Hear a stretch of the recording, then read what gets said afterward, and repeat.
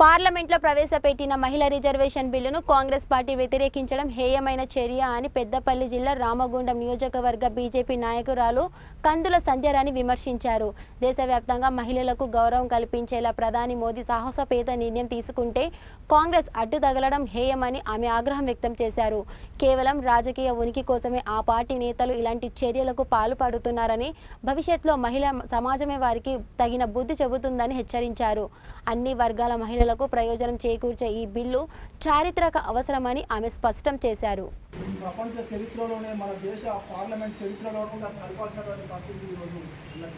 మరి మా మహిళలకు పార్లమెంట్లో కానీ అసెంబ్లీలో కానీ చట్టసభ తగిన బుద్ధి చెప్పాలని చెప్పని ఈ సందర్భంగా మహిళా లోకానికి మేము పిలుపునిస్తూ ఉన్నాం.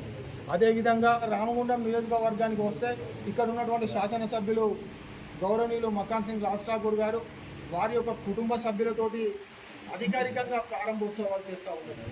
ఇప్పుడు ఐకేపీ సెంటర్లు జరుగుతూ ఉన్నాయి. ఇవాళ కూడా సతీమణి కానీ వారి యొక్క అన్న కానీ ఇట్లా వీళ్ళందరూ కూడా. అందరికీ నమస్కారం. పార్లమెంటులో మహిళా అభివృద్ధి లక్ష్యంగా మహిళలకి చట్టసభలలో 33% రిజర్వేషన్ కల్పిస్తూ పార్లమెంటులో బిల్లు ప్రవేశపెట్టినటువంటి సందర్భంలో దానికి మద్దతు పలకకుండా బిల్లును ఆపి ఈరోజు మేమే గెలిచినామని ఏదైతే సంబరపడతా ఉన్నారో కాంగ్రెస్ పార్టీ రాహుల్ గాంధీ, ఇవాళ మీరు గెలవడం కాదు, ఇవాళ మహిళలకి అవకాశాలు రాకుండా అడ్డుకట్ట వేసిండ్రు, మహిళా సమాజానికి మీరు దూరమైనరు. ఇందులో మేమే గెలిచినామని ఏదైతే ప్రగల్భాలు పలుకుతున్నటువంటి రాహుల్ గాంధీ తల్లకిందులుగా తపస్సు చేసినా నువ్వు ప్రధాని కాలేవు. ఎందుకంటే మహిళా సమాజానికి పూర్తిగా కాంగ్రెస్ పార్టీ దూరమైంది. ఇవాళ నరేంద్ర మోదీ గారు ఒక గొప్ప సంకల్పంతో మహిళలకి అధికారం ఇవ్వాలని ఆలోచన చేస్తూ ఉంటే ఈరోజు అవగాహన రాహిత్యంతో ఇవాళ మహిళా సమాజానికి మీరు దూరమైనరు. కాబట్టి వచ్చేటువంటి రోజులలో ఖచ్చితంగా మేము చెప్తా ఉన్నాము, ఇవాళ ఏదైతే మీరు చావు తప్పి కన్నులట్టబోయినట్టుగా అక్కడక్కడ తెలంగాణ కర్ణాటకలో ఏదైతే మీరు అధికారాన్ని అనుభవిస్తూ ఉన్నారో ఈ అధికారం కూడా కోల్పోతారని చెప్పి మేము హెచ్చరిస్తూ ఉన్నాము.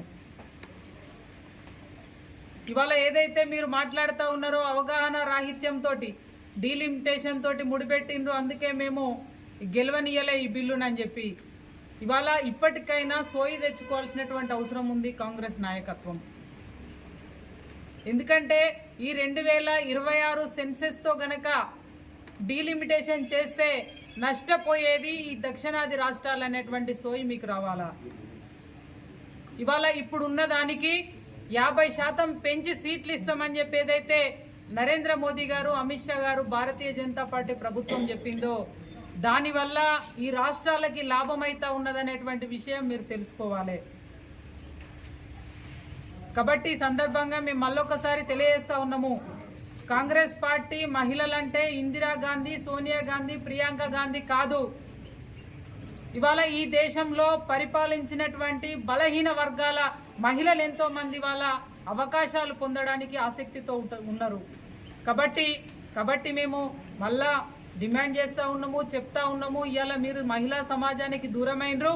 రేపు వచ్చేటువంటి ఎన్నికలలో ఖచ్చితంగా కాంగ్రెస్ పార్టీని భూస్థాపితం చేసేదానికి మహిళలు మరి ముందున్నారని చెప్పి మనవి చేస్తూ ఉన్నాం. భారత్ మాత.